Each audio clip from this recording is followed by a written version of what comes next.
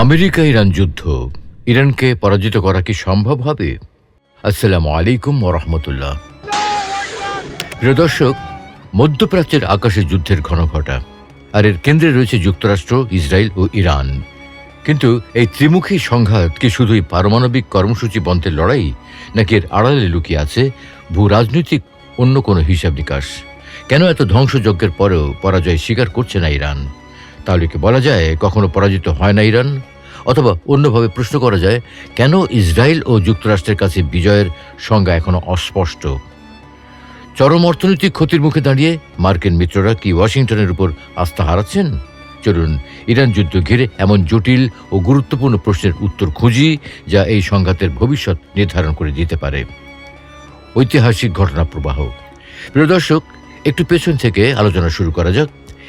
ইরানের খনিজ সম্পদ নিয়ন্ত্রণ, দেশটির উপর আমেরিকার প্রভাব বিস্তারের চেষ্টা, পারমাণবিক শক্তি অর্জনের আকাঙ্ক্ষা এবং মধ্যপ্রাচ্যে উভয় রাষ্ট্রের প্রভাব বিস্তারের আগ্রহ থাকায় দেশ দুটির মধ্যে গত অন্তত 5 দশক ধরে চলা দ্বন্দ্ব বিশ্বব্যাপী আলোচনা ও ভাবনার বিষয়।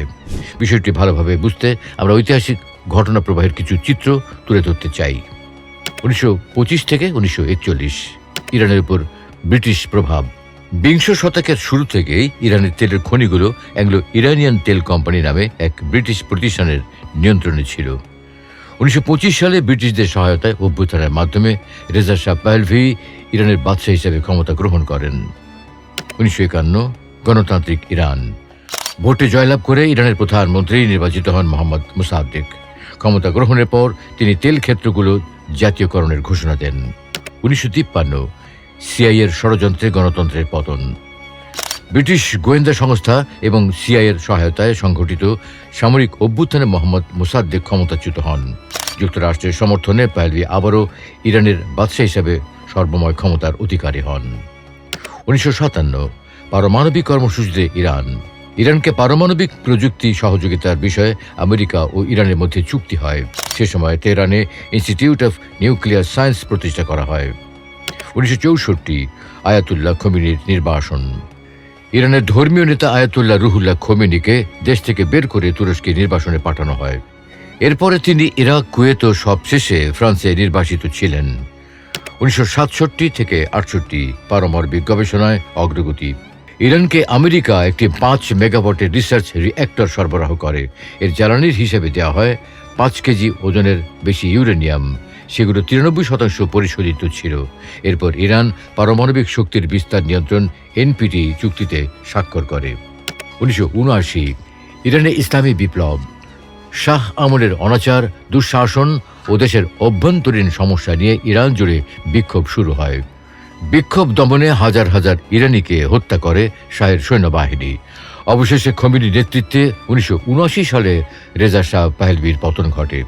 প্রায় 14 বছরের নির্বাসিত জীবন ছেড়ে বিপ্লবের নেতা হিসেবে আয়াতুল্লাহ খোমেনির দেশে প্রত্যাবর্তন। 1979-80 জিম্মি সংকট। 1979 সালে রেজা শাহ ক্যান্সার চিকিৎসার জন্য আমেরিকা যান। অত্যাচারী শাহকে পৃষ্ঠপোষকতা করার প্রতিবাদে ও তাকে দেশে ফিরিয়ে এনে বিচারের মুখোমুখি করার দাবিতে বিপ্লব সফল হওয়ায় 2 সপ্তাহ পর তেহরানে মার্কিন দূতাবাসে বিক্ষুব্ধ ছাত্ররা প্রবেশ করে। এক পর্যায়ে 52 আমেরিকানকে জিম্মি করে বিক্ষোভকারীরা। 444 দিন পর সেই জিম্মি সংকটের অবসান হয়। সে সময় ইরানের উপর বাণিজ্যিক নিষেধাজ্ঞা আরোপের পাশাপাশি সমস্ত কূটনৈতিক সম্পর্ক ছিন্ন করে আমেরিকা। 1980 থেকে 88 ইরাক ইরান যুদ্ধ। আমেরিকার প্ররোচনায় ইরানের বিপ্লবী সরকারকে উৎখাত করতে প্রতিবেশী দেশটির বিরুদ্ধে যুদ্ধ ঘোষণা করে ইরাক। সীমান্ত বিরোধ এবং ইরাকের অভ্যন্তরে শিয়াদের মদত দেওয়ার অভিযোগে 1980 সালের 22 সেপ্টেম্বর ইরাকি বাহিনী পূর্ব ঘোষণা ছাড়াই অবৈধভাবে ইরানকে আক্রমণ করে। সে সময় ইরাকি বিমান বাহিনী ইরানের 10টি বিমান ঘাঁটির উপর অতর্কিত আক্রমণ চালালে পূর্ণ যুদ্ধে চলে যায় ইরাক ও ইরান। 8 বছর ব্যাপী চলা যুদ্ধে ইরাক ও ইরানের 10 লাখেরও বেশি মানুষ নিহত হয়, আহত হয় প্রায় 15 লাখ মানুষ। 1986 আমেরিকার কন্ট্রা কেলেঙ্কারি।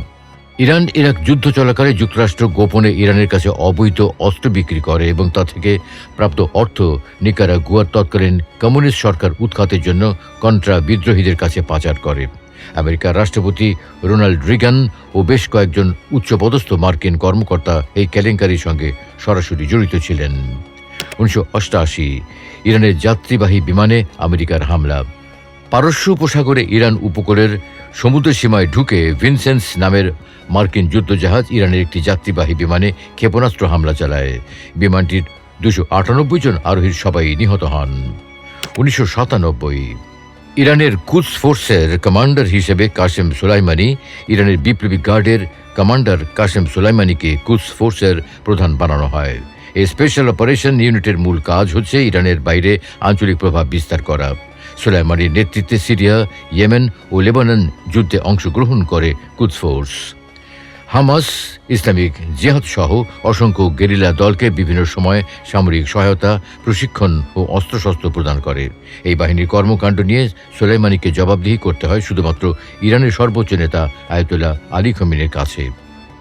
2002 এক্সিস অফ ডেভিল। সেপ্টেম্বর মাসে ইরানের বুশাহরে প্রথমবারের মতো রুশ প্রযুক্তির সহায়তায় নির্মিত হয় পারমাণবিক চুল্লি। 2001 সালে নিউ ইয়র্কে টুইন টাওয়ার ধ্বংসের পর আফগানিস্তানে তালেবানদের বিরুদ্ধে আমেরিকানদের যুদ্ধে ইরান আমেরিকাকে সহযোগিতা করলেও রাষ্ট্রপতি জর্জ ডব্লিউ বুশ ইরানকে শয়তানের অক্ষশক্তি হিসেবে আখ্যা দেন। 2003 ইরানের পারমাণবিক হুমকি। আমেরিকা জানায় ইরান ইউরেনিয়াম উৎপাদনের আড়ালে পারমাণবিক অস্ত্র তৈরি করছে। ইরান জানায় তারা ইউরেনিয়াম সংগ্রহ করছে এবং নিজস্ব প্রযুক্তির সাহায্যে জ্বালানি উৎপাদনের দিকে যাচ্ছে। এরপর আন্তর্জাতিক পরমাণু শক্তি সংস্থা তেহরানের নিউক্লিয়ার পাওয়ার প্ল্যান্ট পরীক্ষা করতে শুরু করলে ইরানের রাষ্ট্রপতি আহমেদিনেজাদ কট্টর অবস্থানে গিয়ে আরও জোরালো করে তোলেন দেশটির পারমাণবিক কর্মসূচি। এর ফলে ইরানের ওপর আমেরিকা ও ইউরোপের নতুন নতুন নিষেধাজ্ঞা শুরু হয়। 2013 থেকে 2015 পারমাণবিক চুক্তিতে ইরানের স্বাক্ষর। মধ্যপন্থী হিসেবে পরিচিত হাসান রুহানি ইরানের রাষ্ট্রপতি নির্বাচনে জয়লাভ করার পর ইরানের পারমাণবিক কার্যক্রম বন্ধ বা সীমিত করে পশ্চিমের মিত্র দেশগুলোর সঙ্গে নতুন করে সম্পর্ক স্বাভাবিক করার ঘোষণা দেন।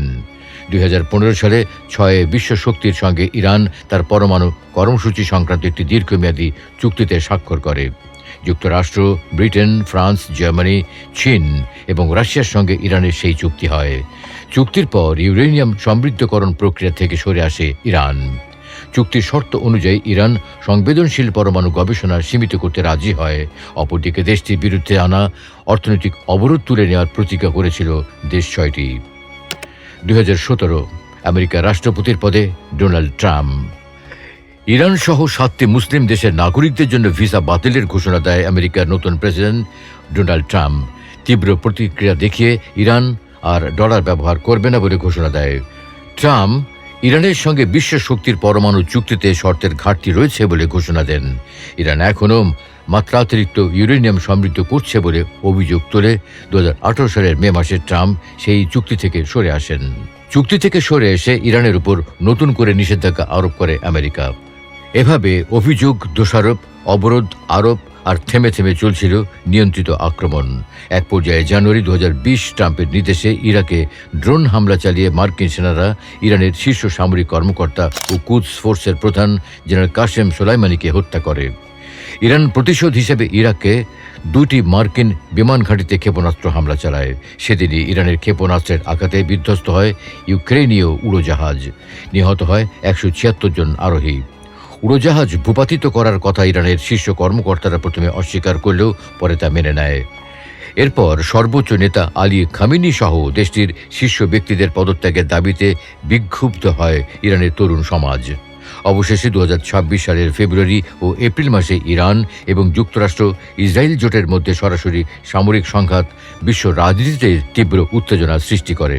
28 ফেব্রুয়ারি 2026 যৌথ হামলায় ইরানের সর্বোচ্চ নেতা আলী খামেনি নিহত হওয়ার পর এই সংঘাতের সূচনা হয়।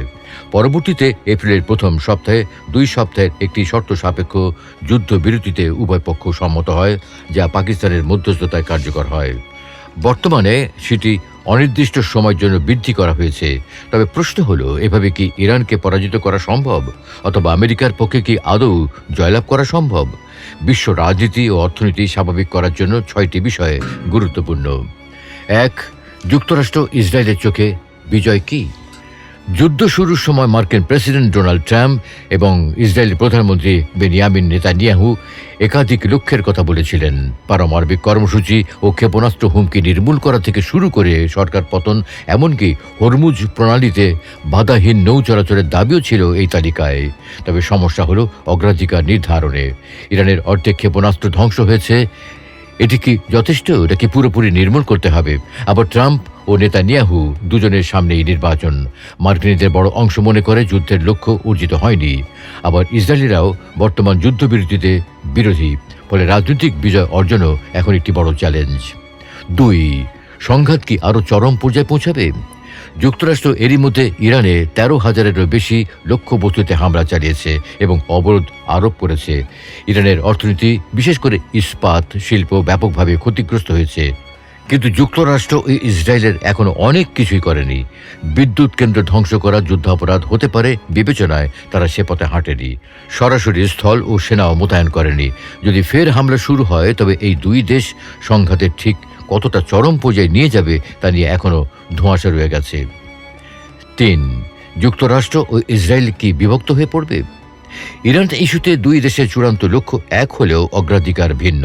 ইসরায়েল মূলত ইরানের মাঝারি পাল্লার ব্যালিস্টিক ক্ষেপণাস্ত্র নিয়ে চিন্তিত, যা সরাসরি তাদের আঘাত করতে সক্ষম। অন্যদিকে যুক্তরাষ্ট্রের প্রধান মাথা ব্যথা হরমুজ প্রণালীর নিরাপত্তা।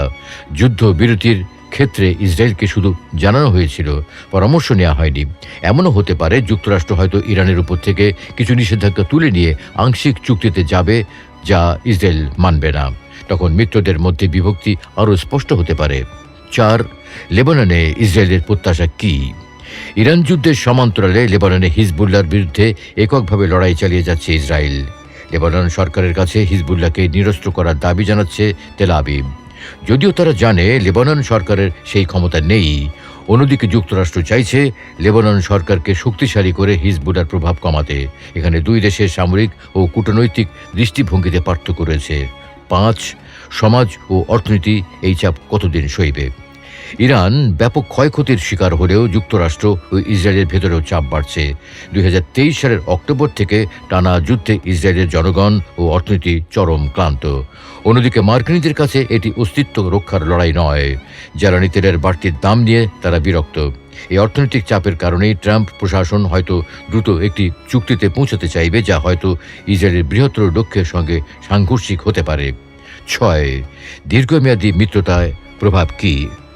এই যুদ্ধ এশিয়া প্যাসিফিক এবং ইউরোপের জন্য জ্বালানি ও অর্থনৈতিক বিপর্যয় ডেকে এনেছে। মিত্রদের সঙ্গে কোনো পরামর্শ না করেই যুক্তরাষ্ট্র যুদ্ধে জড়িয়েছে। আবার পরিস্থিতি জটিল হলে মিত্রদের কাছেই সমুদ্র পথ পাহারার সাহায্য চেয়েছে। এতে মিত্র দেশগুলো ক্ষুব্ধ ও প্রতারিত বোধ করছে। যদিও সুরক্ষার জন্য তারা এখনও যুক্তরাষ্ট্রের উপর নির্ভরশীল, তবে এই একতরফা নীতি দীর্ঘমেয়াদী যুক্তরাষ্ট্রের বৈশ্বিক জোটকে দুর্বল করে দিতে পারে বলে বিশ্লেষকদের ধারণা।